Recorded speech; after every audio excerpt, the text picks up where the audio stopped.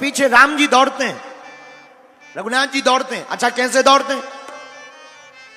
जिस प्रकार छोटे से नन्हे बच्चे को लेकर के जब माता जी चलती हैं और छोटे से बच्चे को लेकर चलना सिखाती हैं, लेकिन जब कोई भीड़ भाड़ वाला इलाका होता है और बच्चा खेलने लगता है तो बच्चा भागने लगता है, लेकिन मां भी बच्चे के पीछे पीछे भागने लगती है। उसी प्रकार परमात्मा भी भक्त के पीछे पीछे भागने लगते हैं। उसी भांति राम जी कहते तो है मोहे नाते अनेक, मानिए जो भावे। हम आपको जगन्नाथपुरी का एक चरित्र सुनाते हैं। आहा क्या कहना। श्री जगन्नाथपुरी में एक महात्मा रहते थे, उनका नाम था श्री माधव दास बाबा। क्या नाम था? माधव दास बाबा। हे मुरलीधर चलिया मोहन, हम भी तुमको दिल दे बैठे, गम पहले से ही कम तो न थे, एक और मुसीबत ले बैठे। हे मुरलीधर। श्री माधव दास बाबा भगवान जगन्नाथ जी से बड़ा प्रेम करते थे। उड़ीसा में जगन्नाथ धाम है, जगन्नाथ के भात को जगत पसारे। हाँ अच्छा, उनकी आदत थी, मस्ती में रहते थे। अच्छा महात्मा होते ही मस्त है, वरना वो महात्मा काहेगा जो मस्त ना रहे। मस्तराम मस्ती में, आग लगे बस्ती में। ये विनोद का बात है, ऐसा कोई नहीं चाहते, कोई महात्मा ऐसा बुरा नहीं चाहते। आहा।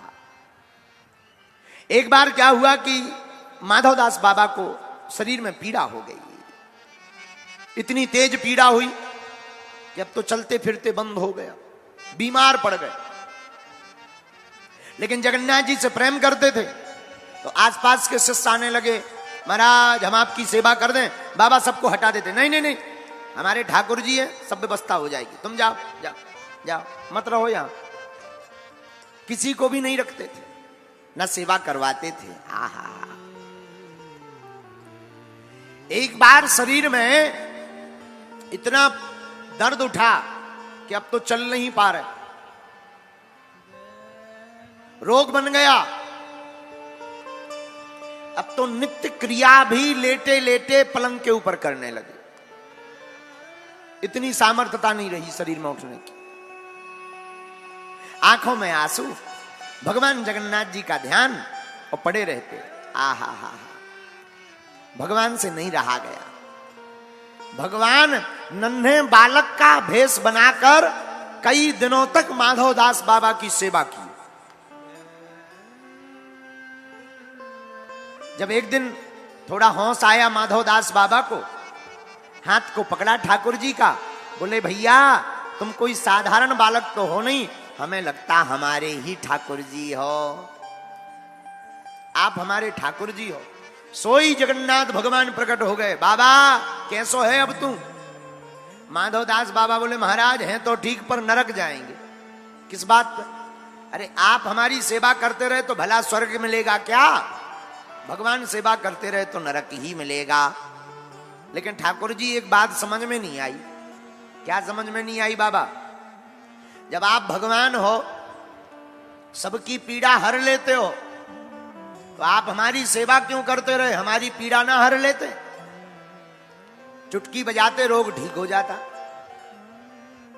बोले बाबा पीड़ा तो हर लेते, लेकिन उस कर्म का भोग आपको दूसरे जन्म में भोगना पड़ता, इसलिए हमने सोचा इसी जन्म में भोग लें। अभी भी बाबा तुम्हारे 15 दिन बचे हैं, लेकिन अब उस दुख को आपको नहीं भोगना पड़ेगा। बाबा वो 15 दिन का रोग हम अपने ऊपर ले लेते हैं। आहा। श्री माधवदास बाबा की आंखों में आंसू आ गए। धन्य है प्रभु, इसलिए आपको सब भक्त वत्सल कहते हैं। भैया उसी दिन से आज भी जगन्नाथ जी हर साल 15 दिन के लिए बीमार पड़ते हैं। अपने भक्त की पीड़ा को शरीर पर ले लिया, बीमार आज भी पड़ते हैं। साधु जी, इस कथा का आशय क्या? इस कथा का आशय है कि अगर तुम राम जी के बंदर बनोगे तो फिर तुम्हारी चिंता तुम्हारी नहीं रहेगी, तुम्हारी चिंता हमारे रघुनाथ जी की हो जाएगी।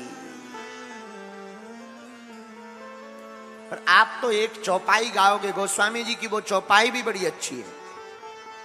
जहीं विधि होई नाथ हित मोरा, जहीं विधि होई नाथ हित मोरा, जहीं विधि होई नाथ हित मोरा, जहीं विधि होई नाथ हित मोरा,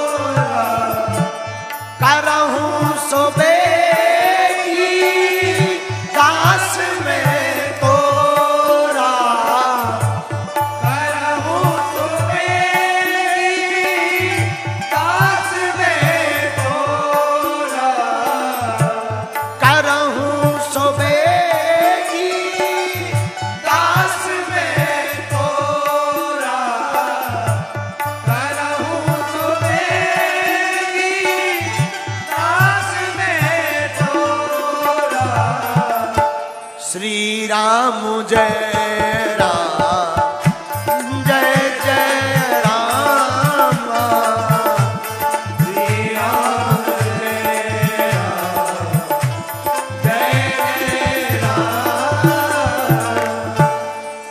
गोस्वामी तुलसीदास जी कहते हैं, भैया जिस प्रकार से हमारा हित हो गए हे राम जी वही करो। अब अपना हित किसमें है? राम जी की कृपा में अपना है, श्री रघुनाथ जी की दया में अपना है।